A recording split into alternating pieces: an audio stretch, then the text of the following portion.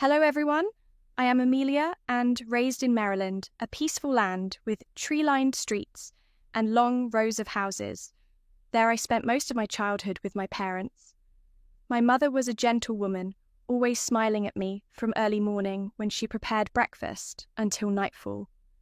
In the small kitchen, she loved my father, a man of few words, but responsible who always worked hard to take care of the family.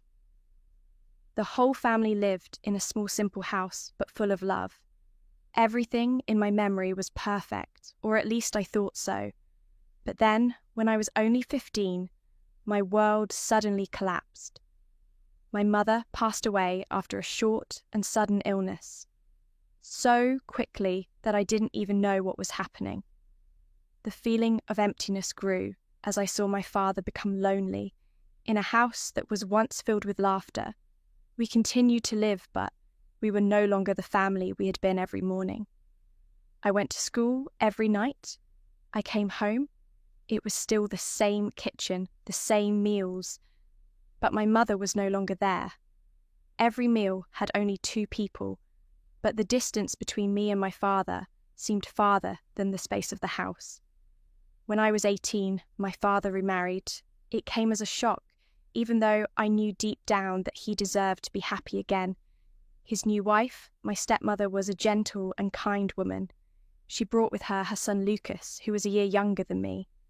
At first, it felt strange, as if my life had been turned upside down. Again, things were no longer the peace I had known. I always felt awkward trying to fit in with this new younger brother, even though he had never done anything to make me feel uncomfortable. He was quiet and, perhaps like me, was learning to adapt to the new situation in the evenings. The whole family would gather in the living room. Dad and my stepmother sat below, chatting about work or future plans. Lucas and I looked at each other with a slight confusion that made me immediately lower my head. Family meals were the same, gradually becoming an occasion for us to get to know each other better. But in a strange way, Lucas often picked up food for me, a small gesture that made me feel a little unusual. He was always quiet, didn't talk much, but sometimes gave me longer glances than usual. I wondered if I was being too sensitive or if it was just a younger brother's feelings for his new older sister. But it was undeniable that, as time passed, there was an underlying tension between us, that neither of us spoke about the feelings that should have been just sisterly. But since when had it become more difficult to distinguish? There were moments during the day when I suddenly felt my heart beat faster, when Lucas was near, and I hated that feeling. I hated that I had begun to think of him as more than just a brother. One time late at night, I heard light footsteps in the hallway. Lucas sneaked into my room. As usual, our conversations were brief. We would exchange a few words, perhaps about something mundane or a light-hearted comment, before he would return to his room. It was a routine that had become as familiar as the ticking of a clock, predictable and comfortable. But this time things felt different. He didn't get up to leave right away. Instead, he lingered his presence in the room, stretching the moments between us. His eyes held mine with a quiet intensity, as though there was something he wanted to say, something he had been holding back. The silence between us grew heavy, thick with unspoken words. I couldn't quite understand what was happening, but I could feel it. The shift, the tension in the air that made the space between us feel suddenly unfamiliar. I could sense that he was waiting for something, but I didn't know what. I didn't know how to react to the look in his eyes, the weight of his gaze that seemed to pull at me, as if he were trying to read me, or perhaps waiting for me to make the first move. The silence stretched longer than I was used to, and with each passing second I became more and more confused. I couldn't explain it, but the atmosphere felt stifling, like the air had become too thick to breathe. My thoughts were racing, trying to process what was happening, but nothing made sense without really thinking. Almost instinctively, I nodded slightly, a subtle gesture, as if silently inviting him to stay just a little longer. It was a small motion, but it felt like it carried weight. The moment hung there, suspended in the air. We remained in that strange stillness, the darkness of the room surrounding us, broken only by the dim light from the hallway that filtered through the cracks in the door. In that soft glow, we sat together, two people who had known each other for so long, yet in that moment felt as if we were strangers in some unexplainable way. It was an odd feeling being so close, yet so distant. Our proximity making the silence even more profound. I had to admit as much as I tried to deny it. I liked Lucas. I had always liked him in a way that was hard to define, even harder to explain. He was my brother in name, but at times there was something more about him that drew me in. There was a magnetic quality to him. His charm, his easy smile, the way he carried himself. He was handsome in a way that was almost disarming, and I couldn't help but notice it. But then there were those fleeting thoughts, the ones that surfaced when I let myself linger on them. Too long, I would feel a strange sense of guilt for feeling the way I did, because after all, Lucas was my brother. At least in name, I couldn't help but wonder if I should be ashamed of the feelings that occasionally crept into my mind. Those thoughts I tried to push away quickly, but they were always there, lurking in the background, only to be silenced by more logical, practical reasons. The realities of living together in the same house, the closeness that naturally developed between two young people sharing the same space. There was nothing overtly wrong with it, nothing that should make me feel uncomfortable, but the feelings, those strange, unexplainable feelings, persisted even if only for brief moments. I tried to brush them off, dismiss them as something that didn't matter, that couldn't matter. But as we sat there in the dim light, I couldn't help but wonder if the tension between us was somehow connected to something deeper, something I couldn't yet understand. We slept in separate but close by rooms, both on the second floor, while my father and stepmother slept on the first floor. This sometimes created awkward situations. Lucas and I were both at a crucial stage in our lives. I was a freshman in college and he was a senior in high school, busy preparing for big exams. We were both trying to get used to the new rhythm of life, but the tension between us was undeniable. There were evenings after school when we sat on the sofa in the living room, the TV light softly shining, but both of us were silent, not knowing what to say. The feelings between Lucas and me were ambiguous. Not exactly the feelings of normal siblings. I realized that I liked him for real, beyond the limits of family love. The feeling confused me, but I couldn't deny that every time I saw Lucas, my heart beat faster. The time we accidentally met on the stairs, our eyes met.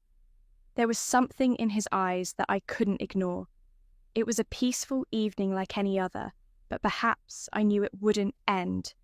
The same way my parents had gone on a trip for about 5 days, leaving Lucas and me alone at home. At first, we simply thought it would be a time to relax away from the supervision of adults. That night, we sat together in the living room, turning on a romantic movie. It was a movie that neither of us was too interested in, just looking for something to kill time. I prepared some dried squid fruit and a few cans of beer, a little relaxation after a busy week. The movie started off pretty easy.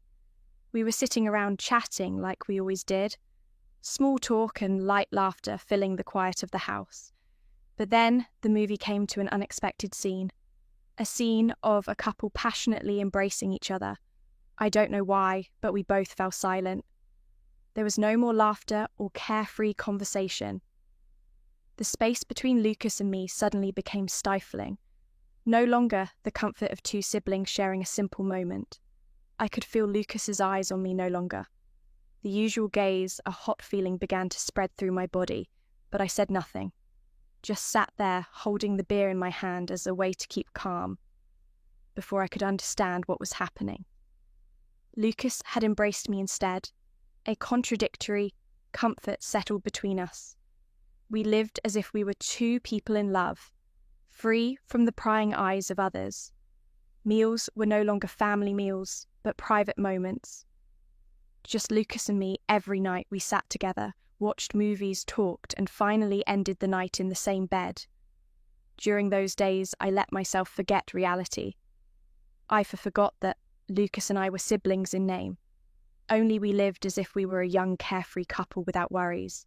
Everything happened so naturally, so easily, that I couldn't stop or escape the feeling of being swept away by our secret love and the long nights we shared together. Then, the day came when my parents returned when they entered the house. Everything returned to normal. Lucas and I resumed our roles as siblings. Under one roof, we acted as if nothing had happened, as if every intimate moment had been a fleeting dream. My parents didn't notice. They kept smiling and chatting about their travels, while Lucas and I sat silently sharing glances, knowing our secret would have to be kept forever. In the months that followed, Lucas and I continued to see each other, maintaining our secret relationship. The sneaky moments and long sleepless nights became a habit. Whenever my parents went to bed early or left the house, Lucas would sneak into my room. We clung to each other as if there had never been any boundaries between us. During the day, we acted normal. Family meals continued as usual, and my parents suspected nothing. Lucas and I would only exchange quick glances full of tension and longing as we struggled to maintain the facade. The guilt slowly ate away at me, but it wasn't strong enough to make me stop every night. Every moment with Lucas became so familiar that I feared I wouldn't be able to let it go. I knew I couldn't let this continue, unchecked, so I started taking birth control pills, quietly and carefully. I couldn't risk the consequences of our relationship being discovered instead of stopping. I chose to manage it, convincing myself that everything was under control and that no one would ever find out. About a year later, Lucas graduated from high school and moved to another city to attend college. His departure marked a turning point in our relationship. The distance forced us to put everything on hold, even though I felt heavy with nostalgia for the days we had spent together. No more sneaky nights, no more quiet moments stolen in secret. The separation, while painful, gave me a chance to reflect on what we had done. After I graduated from college, I entered the workforce and found a job at a digital company. The role itself was straightforward, with tasks that were simple and routine, but it offered me a sense of security I hadn't known before. It also gave me something to focus on, a clear direction after the uncertainty of school and the complexities of young adulthood. Little did I know this was only the beginning of a profound shift in my life. It was during this time that I met him, the man who would change everything. He was the owner of a well-established hair salon in the city, a business that was not just successful, but thriving. From the very first moment we crossed paths, I felt a connection unlike anything I had ever experienced. His presence was magnetic. He carried himself with such an air of confidence that was both natural and inspiring. There was also a kindness in his eyes, a warmth that made you feel like you were the most important person in the room. He was everything I had never realized I was looking for, and more. Our connection grew quickly, and we fell in love at a pace I hadn't anticipated. Unlike the chaotic, often painful relationships I had known before, particularly with Lucas, this love felt different. It was steady, gentle, and safe. There was no uncertainty, no emote roller coaster. It was as if I had finally found the stability and peace that had eluded me for so long. It wasn't long before we made the decision to marry. The wedding felt like the beginning of a new chapter, one that I had always dreamed of. We soon started building the life I had envisioned, one full of love, stability, and family. Our journey together was nothing like the struggles I'd faced in the past. It was a fresh start, a chance to build something lasting and beautiful. Now we share the joy of raising a child together. My days are filled with laughter, love, and a sense of purpose. I had never known before being with him has transformed me in ways I never expected. I feel whole, as if every piece of me has finally fallen into place. With him by my side, I can leave the painful memories of my past behind and step confidently into the future, knowing that I found a love that is steady and true. Yet despite the life I had built with my husband, the memories of Lucas and our secret relationship would not let me go. They would quietly resurface during the most unexpected moments, when I was alone with my thoughts in the stillness of the evening, or even in the midst of my daily routine. Those memories would creep back into my mind, uninvited, pulling me into the past. They reminded me of the choices I'd made, the lines I had crossed, and the betrayals I had kept hidden. I couldn't escape them, no matter how much I tried to focus on my new life. I had a beautiful family now, a life filled with love, stability, and the promise of a future I had always dreamed of. My husband was everything I could have hoped for, and more kind, loving, and devoted to both me and our child. He was the steady presence I needed after years of emotional turmoil. But still, every time I looked into his eyes, I felt a deep, gnawing sense of guilt. It was as though I was hiding a piece of myself from him, a piece that no matter how much I wanted to forget, it continued to shape who I was. I could see in his eyes how much he trusted me, how deeply he loved me, and that trust weighed on me because I wasn't being entirely honest with him. It made me feel as though I was living a double life, one of love and happiness and another of hidden shame. I had never told him about Lucas.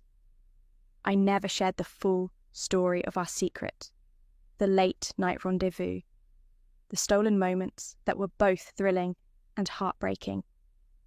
The thought of telling him, of unburdening myself with the truth, terrified me. What if he couldn't look at me the same way again? What if everything we had built, the foundation of our marriage, the trust we shared, crumbled because of the one thing I could never undo?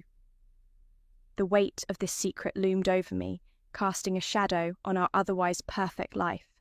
At the same time, carrying this secret felt like an enormous burden, one that I could never set down.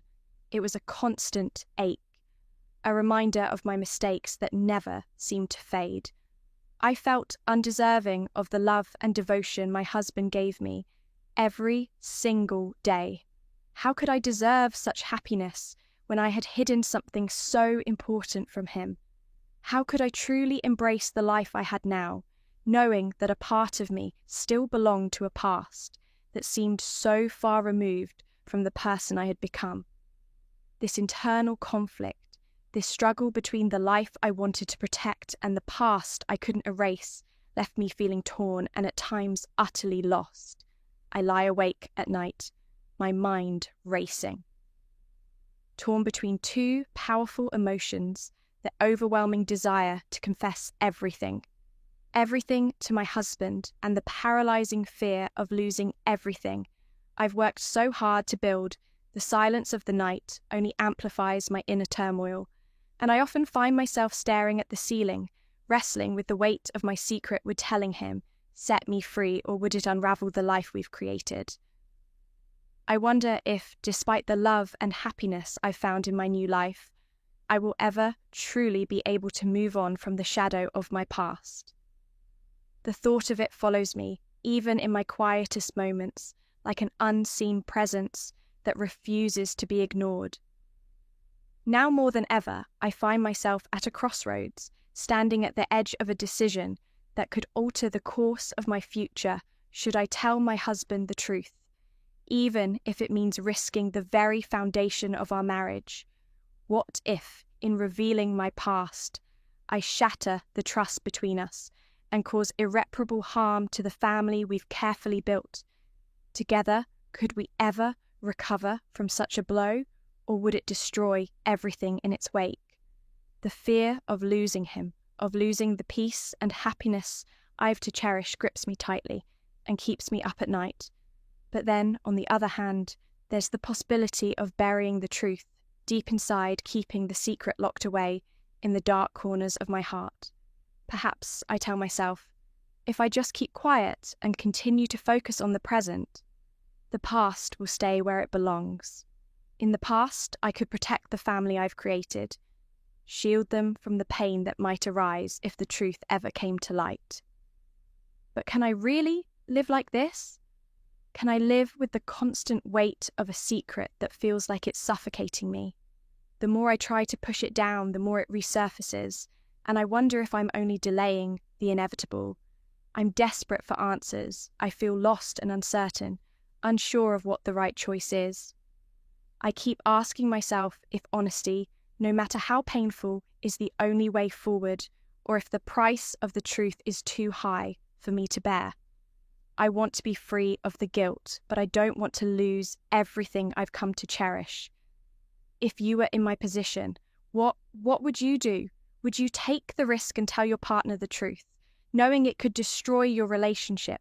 Or would you bury the past, choosing to protect the family and life you've built, even at the cost of your own peace of mind? I'm torn in so many directions and I don't know what to do. Please, I need your guidance. Your advice could help me see things more clearly in this moment of confusion. I truly don't know which path to take. I would like to invite you to subscribe to our channel, and like our videos, every click of yours is valuable to us as it gives us more motivation to continue sharing more meaningful stories with you. If you like our content, we encourage you to share and leave questions.